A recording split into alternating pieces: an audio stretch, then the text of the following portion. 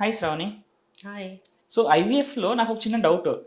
So male factor ఎక్కువ ఇంపార్టెంటా, female factor ఇంపార్టెంటా? So చాలామంది అపోహ ఏంటి అని అంటే ఓన్లీ ఫీమేల్స్లోనే ప్రాబ్లం ఉంటుంది, మేల్స్లో ప్రాబ్లం ఉండదు. అవును. బట్ అలా కాదు. ఫీమేల్స్లో ఎంత ప్రాబ్లం ఉంటుందో మేల్స్ కూడా equally they play an important role. Almost 40-50% male infertility is prevalent now.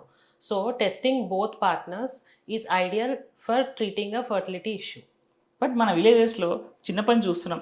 So ఈమె పిల్లలు కావట్లేదు, నేను ఇంకో పెళ్లి చేసుకున్నా అంటాడు. సో అది అనేది మిత్. అవును. సో ఫర్టిలిటీ అనేది it effects both males and females equally. So testing both partners is an ideal way of treatment అనమాట. సో మేల్స్లో ఏం లేదు, జస్ట్ సీమెన్ అనాలిసిస్ చేస్తే మనకు కౌంట్, మొటిలిటీ, మార్ఫాలజీ ఇవన్నీ తెలుస్తాయి కాబట్టి ప్రాబ్లం ఎక్కడ ఉందో ఈజీగా ఐడెంటిఫై చేయొచ్చు. విన్నరా బాయ్స్? సో ఇన్ఫర్టిలిటీ అనేది ఒక సోషల్ స్టిగ్మా.